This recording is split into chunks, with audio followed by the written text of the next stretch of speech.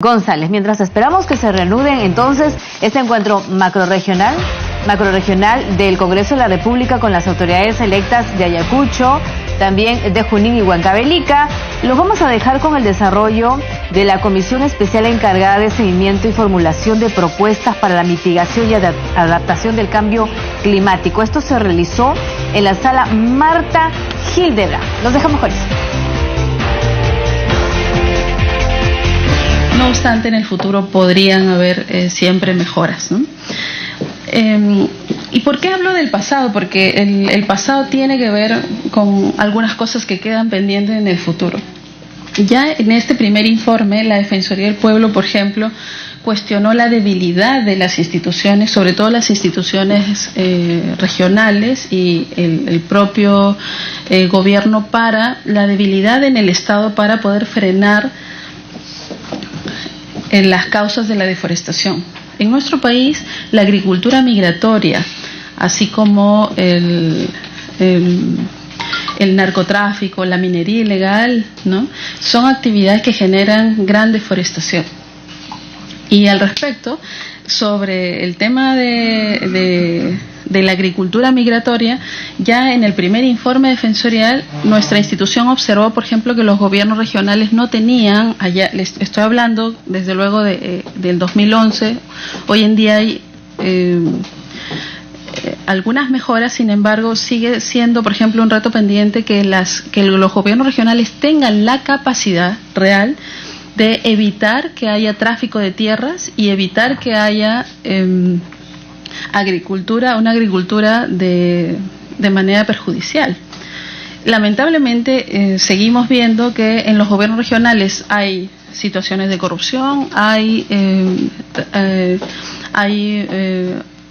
una incapacidad para frenar el tráfico de tierras, o incluso estamos siendo testigos de casos donde hay autoridades de las instancias regionales que están involucrados en mafias vinculados a la inadecuada gestión de los recursos naturales, de los suelos específicamente. Y aparte de estos temas, también hay una falta de capacidad presupuestal y de equipos, ¿no? El poder de fiscalización de la autoridad forestal en el territorio tiene que ser algo que digamos, tiene que haber un empoderamiento de la autoridad regional para poder tener un control en el territorio. Este era un gran reto en el 2011 y hoy lo sigue siendo. Y aumentan, digamos, las complejidades cuando empezamos a ver desde hace 5 años, por ejemplo, el aumento de casos de deforestación de bosques, pero ya por nuevos elementos como el incremento de los cultivos de palma aceitera que se habían producido sin tener estudios de impacto ambiental y sin tener la adecuada todas las autorizaciones que requiere el marco normativo. Cuando empezamos a recibir un incremento de quejas contra empresas que estaban realizando cultivos sin contar con las autorizaciones, es decir, al final de cuentas cultivos ilegales porque no tenían estudios de impacto ambiental ni tampoco otros permisos, la Defensoría del Pueblo inició una supervisión que dio pie a este informe defensorial que hemos planteado el año pasado y que además que lo hemos hecho llegar también aquí al Congreso de la República. Y en este informe lo que planteamos es que, a pesar, por ejemplo, de que ya las autoridades regionales y el Ministerio de Agricultura, y además tenemos ya el CERFOR, ¿no?, como institución rectora, digamos, en el tema de bosques, sigue habiendo una serie de vacíos que hay que ir resolviendo para poder prevenir que haya la deforestación. Permíteme, doctora Abanto, para darle bienvenida a la congresista Montenegro. Continúe, doctora Abanto. Muchas gracias, señor presidente. Buenos días. Entonces, en relación sobre el tema de la deforestación, la Defensoría del Pueblo observa con preocupación que, si bien es cierto, tenemos avances en materia normativa y también avances en materia institucional porque hemos creado nuevas instituciones, no obstante tenemos todavía el problema de que la deforestación aumenta cada año y hay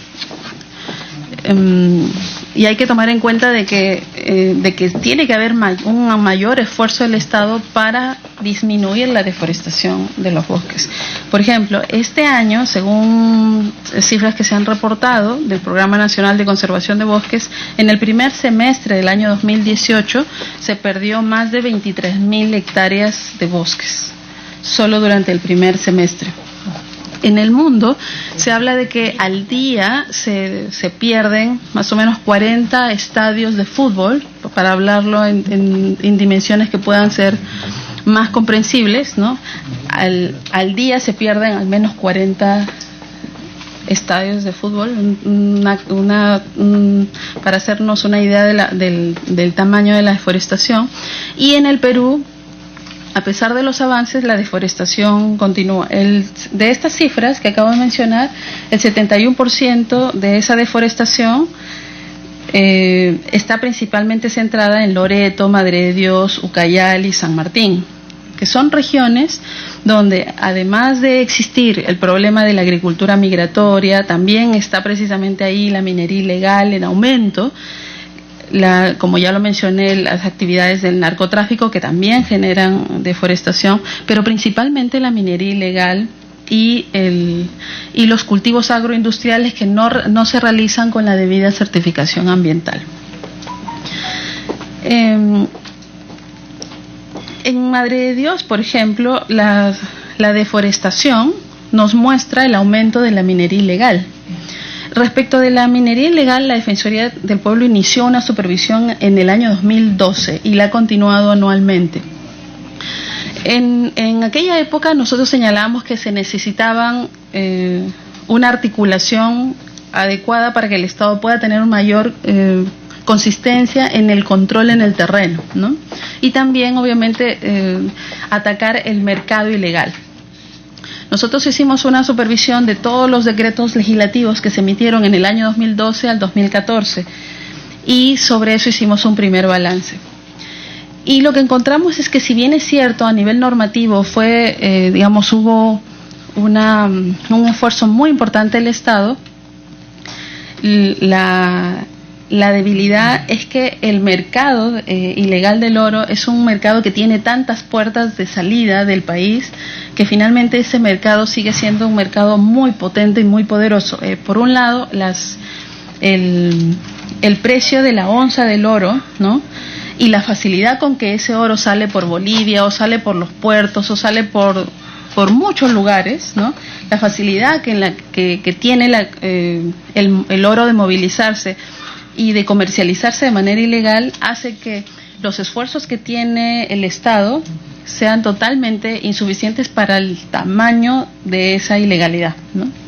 Entonces, la Defensoría del Pueblo ha sido testigo de que, por lo menos, por ejemplo, hubo un esfuerzo importante en materia de interdicciones y de persecución, ¿no?, en el territorio, sobre todo entre el año 2012 y 2015, bastantes interdicciones. No obstante, la cantidad de interdicciones, incluso las que se desarrollan hasta la fecha, la cantidad de interdicciones y operativos que se desarrollan en el país no son capaces de hacer retroceder a la minería ilegal. Es decir, puede ser de que desde luego aquel operador que está interviniendo en una determinada zona del país, lo neutraliza en unos días, ¿no?, o hasta semanas, podríamos decir, pero en verdad el tamaño de la cantidad de operadores que hay, de las inversiones que tienen las mafias ilegales, ¿no?, hacen que estos se puedan recuperar con mucha facilidad y con una rapidez tal que la cantidad de operativos que se han desarrollado no han servido para frenar el crecimiento de la minería ilegal.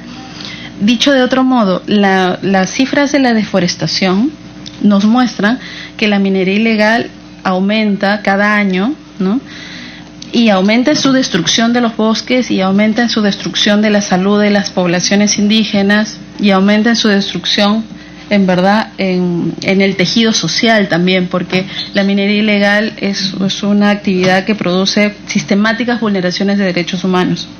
El año pasado por ejemplo, en La Pampa ya se han detectado fosas comunes, es decir, el nivel de gravedad. La Pampa es la zona del país más insegura. ¿Dónde queda? Queda en Madre de Dios. Respecto de La Pampa es la zona más insegura del país porque ahí la minería ilegal ha tomado el área de tal manera que es una zona donde incluso se han encontrado fosas comunes. Por eso es que la Defensoría del Pueblo le ha planteado al Poder Ejecutivo que en La Pampa tiene que haber una intervención excepcional y especial. Porque definitivamente es la zona más álgida de todo Madre de Dios. Es preciso decir que a pesar de que, si bien es cierto, el Poder Ejecutivo ha aumentado su presupuesto para impulsar los procesos de formalización minera, ¿no? Y eso está bien, y también es cierto de que el gobierno ha seguido implementando operativos, el Ministerio Público, la Policía Nacional han seguido implementando operativos, no obstante, la minería ilegal no es una actividad que haya disminuido. Y entonces ahí lo que es en verdad cuestionable para la Defensoría del Pueblo es que el Perú esté perdiendo una batalla contra la minería ilegal, ¿no? Porque lo que estamos haciendo no es suficiente para proteger a las personas de la zona ni tampoco para frenar, por ejemplo, la deforestación, que tiene una incidencia con nuestros compromisos internacionales y además con nuestro compromiso con las futuras generaciones. La Defensoría del Pueblo sobre el tema de minería ilegal ha emitido 2 informes defensoriales. Este es el segundo informe, y en el cual nosotros planteamos de que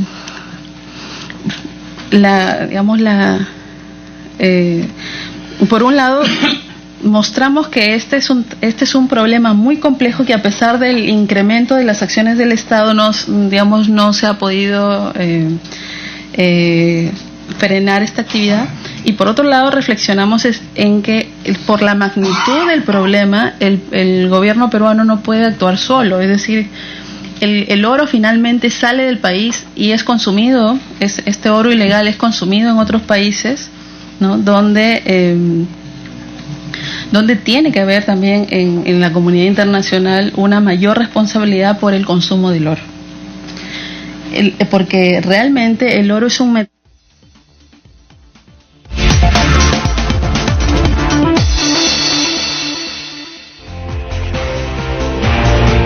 Y hasta ahora regresamos a Ayacucho, donde se realiza este encuentro macrorregional del Congreso con autoridades electas de Junín, Huancavelica y Ayacucho. Está ahí nuestro compañero Guillermo González porque se reanudan las exposiciones. Los dejamos fuera. Como sociedad. Y por lo tanto,